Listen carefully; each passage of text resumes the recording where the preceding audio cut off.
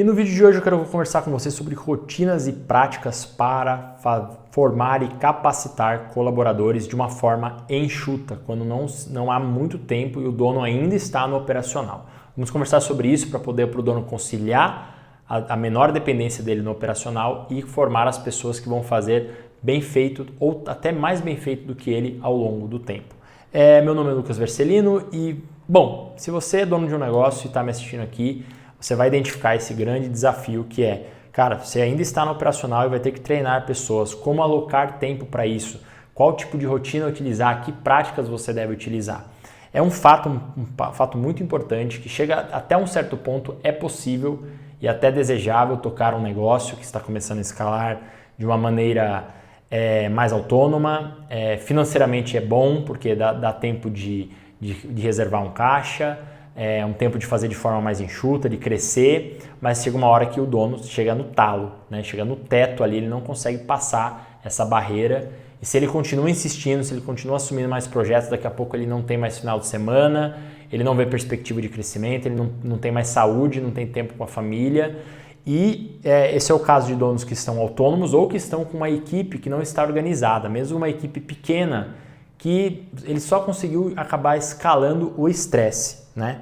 Então crescer, né? É importante a gente falar aqui que se não há uma rotina, se não há práticas de alinhamento entre o dono e os colaboradores, ele só vai escalar o estresse dele, vai botar mais gente que ele vai precisar se preocupar e que não vai estar alinhada com ele, remando no mesmo barco ali, remando na mesma direção. Se não há as devidas práticas, o dono vai ter muita dificuldade de fazer isso acontecer. E isso faz o quê? Eu percebo que as piores coisas que acontecem é desânimo, esgotamento, problemas na rotina, desconfiança nas pessoas por falta dessas práticas, por falta de uma rotina de crescimento conciliada ao dono que está fazendo um negócio escalar. E para isso, para que o dono não simplesmente vá lá e contrate pessoas, depois desanime, porque contrata, mas aí a pessoa parece que sai, ela não engaja, o dono precisa ter uma estrutura. E ao longo desses anos aí, trabalhando com donos de negócios que estão começando a escalar, eu cheguei numa estrutura que ela é mínima viável e que ela é continuamente refinada e ela é feita para que o dono consiga melhorar a cada trimestre, a cada ciclo que ele implementa. E não dá para fugir dela porque ela é mínima viável. Então, para que o dono não desanime, para que ele ganhe energia, para que ele consiga manter o time engajado, produzindo, batendo meta, ele vai precisar ter um sisteminha de treinamento, que são os 3 R's aqui do PRO, que é ter reuniões de rotinas, ter reuniões de roteiros e reuniões de rituais. Tá? São 3 acompanhamentos contínuos que o dono faz para que ele possa se manter conectado com o time. A primeira das reuniões de acompanhamento são as reuniões para acompanhar a execução das tarefas, o pulso do projeto ali. O dono ele faz em grupo. As reuniões de roteiro normalmente são para ensinar alguma coisa. Vai depender muito do estágio de desenvolvimento de um colaborador ali que ele acabou de contratar, que envolve, olha, bom, vou precisar ensinar um roteiro, uma determinada coisa. Eu chamo de roteiro porque é para não engessar, né? Mas é uma reunião onde se ensina os processos, ensina algo, ensina a pessoa a atuar. Então, ele vai precisar fazer isso individual ou ele pode fazer em grupo, se for um nivelamento, se forem 2 pessoas que estão aprendendo as mesmas coisas a respeito da empresa.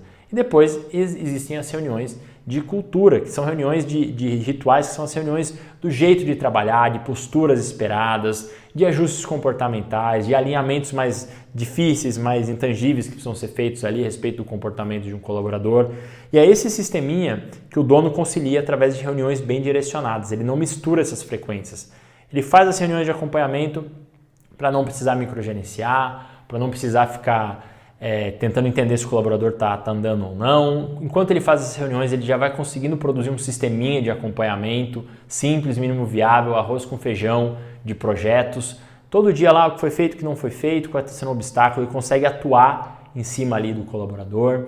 Depois ele vai ter, né, as reuniões de processo, onde ele ensina, ele não perde tempo das pessoas, porque eu vejo que um grande erro dos donos de negócio, muitas vezes eles fazem reuniões muito longas e pessoas acabam ficando ociosas no meio dessa reunião. Então, por isso que ele se dedica especificamente a atuar com a pessoa que está precisando especificamente daquele material ou daquele conteúdo. E depois tem as reuniões e rituais, que elas não são tão frequentes assim, devem ser a cada 2 semanas, que são para fazer uma visão da semana, do alinhamento, das dificuldades que o colaborador tem.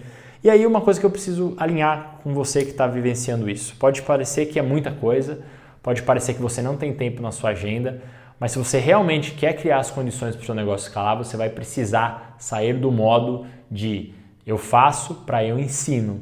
Porque as pessoas demandam capacitação para fazerem tão bem quanto você, para terem qualidade nos processos, e é uma capacitação contínua. Uma coisa que os donos precisam, a ilusão que muitos donos imaturos ainda de negócio precisam deixar de ter, é que eles não vão precisar estar nos negócios capacitando, na frente, principalmente nos primeiros anos. É uma grande ilusão, tá? Agora, o que a gente faz, a gente melhora essa linha de frente, a gente deixa essa linha de frente mais inteligente, mais organizada com essas práticas e com essas rotinas. Todo ser humano precisa de rotina para ter saúde mental, para poder performar bem. Não adianta, não dá para fazer as coisas na correria. O que a gente faz depois é tirar o dono daquele modelo de artista descontraído, que só produz quando gosta, quando está bem, para um dono de rotina, de disciplina, de alinhamento com o time e sabendo implementar essas práticas que eu comentei aqui. Porque isso faz com que o dono ele começa a ter maior previsibilidade no mês dele. Ele não precisa ficar pensando, que dia que eu vou reunir? Já tá agendadinho ali, ele já tem essa estrutura, ele começa a arrumar a agenda dele para treinar, É claro, ele vai ter que superar aquelas 3 mudanças que eu comento em todos os vídeos. A mudança no jeito que ele relaciona com o tempo, com o dinheiro e com os relacionamentos de trabalho, com as pessoas. Então, o tempo, ele vai precisar investir mais tempo. Ele vai precisar investir dinheiro nas pessoas também. Ele vai precisar saber que as pessoas demandam o ensino, então que é a energia dele. Então essas 3 frentes ele vai precisar lapidar, não dá para ele vai precisar sacrificar, mas vai ser um sacrifício que vai ser muito bem direcionado depois. Depois que ele faz esse alinhamento e ele entende que é um contínuo, que não existe esse cenário onde ele agora não vai estar mais no operacional, que ele não vai mais olhar para a empresa, ele passa a compreender, fazer isso com mais amor, com mais presença e por fazer isso de forma contínua, consistente, isso começa a refletir nos resultados no curto, no médio e no longo prazo do negócio. No curto, ele percebe que ele melhora, né? Ele começa a ter mais confiança na equipe.